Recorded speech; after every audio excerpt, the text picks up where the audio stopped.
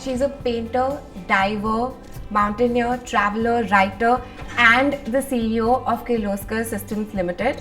We have Manasi with us today. Hi Manasi, welcome. Thank you so much for your kind So words. I have to tell you, when I look at you, I mean, I cannot tell that you run a business and you know, you're the CEO. You look like a Bollywood, even Hollywood actress for that matter. You're so stylish, so chic. Thank Those you. shoes are lovely. I love them. They're so cool. Thank you so much. What shoes are those? These are Christian Louboutins. Also very comfortable. So Lovely, works well. amazing. So I mean, you love fashion clearly. You like Yeah. dressing up. So why don't you tell us a little bit about your style? I like to keep it very simple. I like to be comfortable always. I think that's key. I like to experiment, and I don't like things to be too pretty. I'm not a very pretty girl dresser. You know, I like to keep it very grunge, very hip, and sweatpants and sweatshirts are my favorite thing to wear. Which is like the opposite to what you would wear to a boardroom meeting and stuff like that, right? So your style is definitely. like the opposite of what you are doing for a profession, for a living.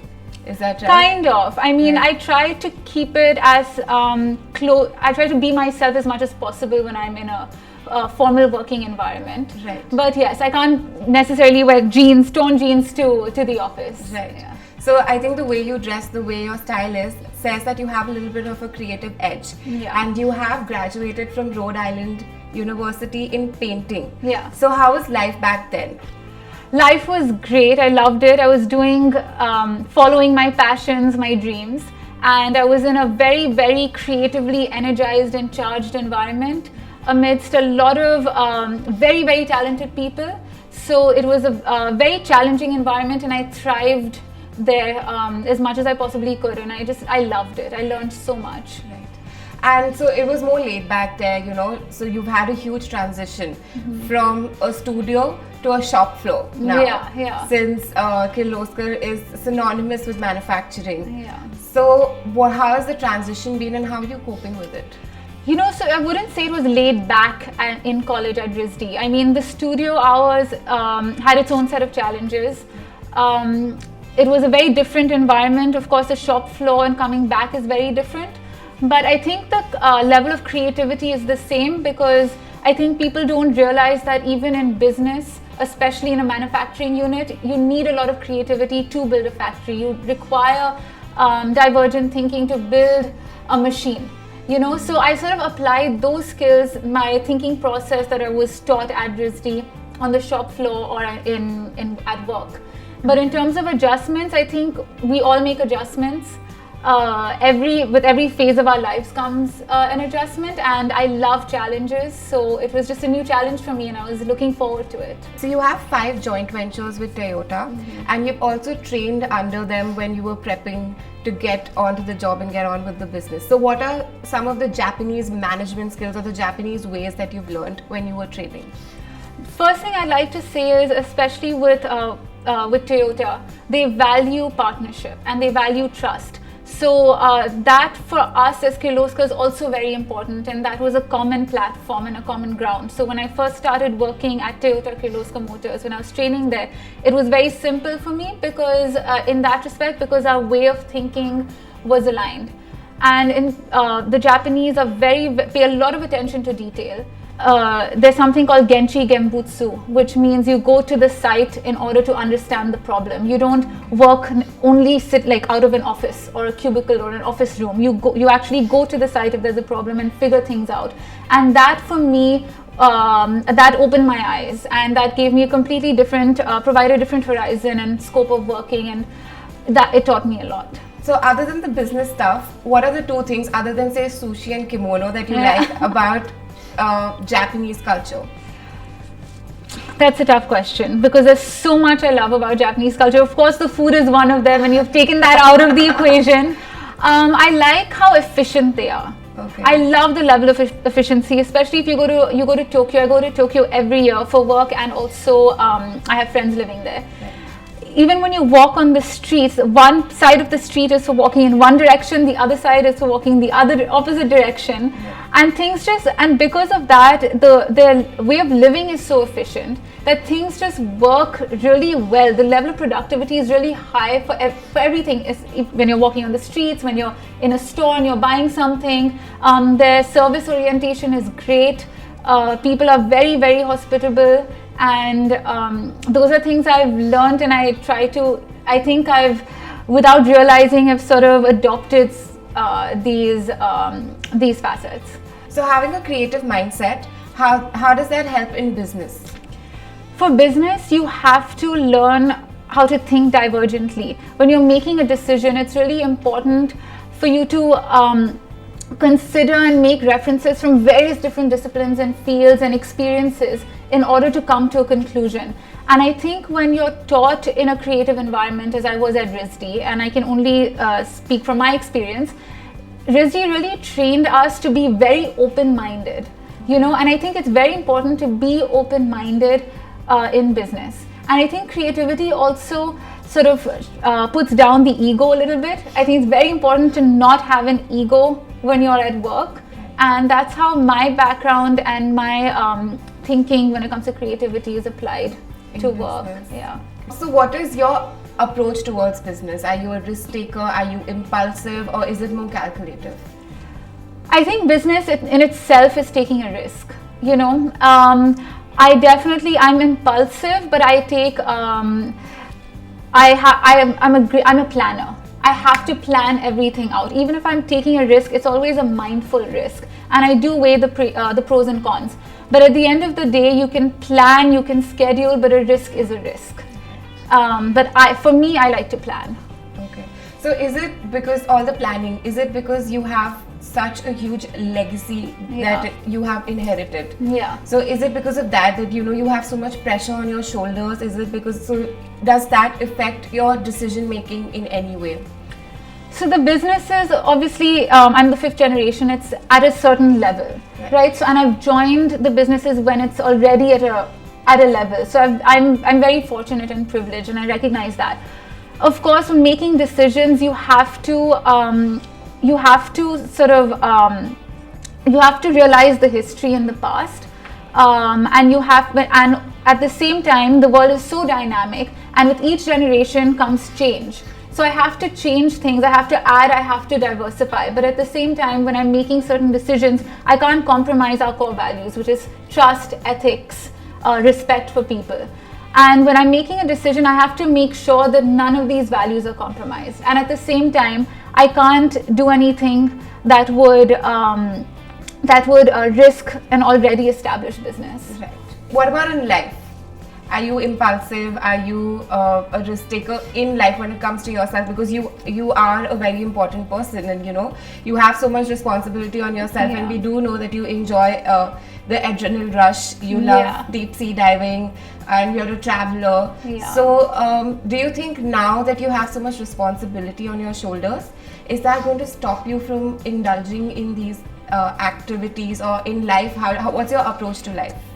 I think it's very important to be impulsive. I am a very impulsive person when it comes to my personal space. When I'm with my friends during holidays, I just let my hair down. We do stuff like I feel like we're back in college or back at school, and we're very, very impulsive. When my friend and I were in Vietnam over New Year's, climbing Mount Fansipan, which is the highest peak in Indochina, wasn't on the itinerary.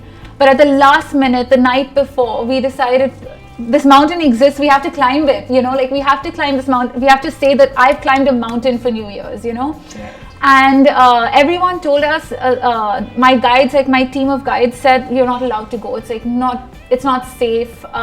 There's a cable car, just take the cable car up to the peak. And I was like, no, I'm not doing that. That's so boring. Yeah, there's no point.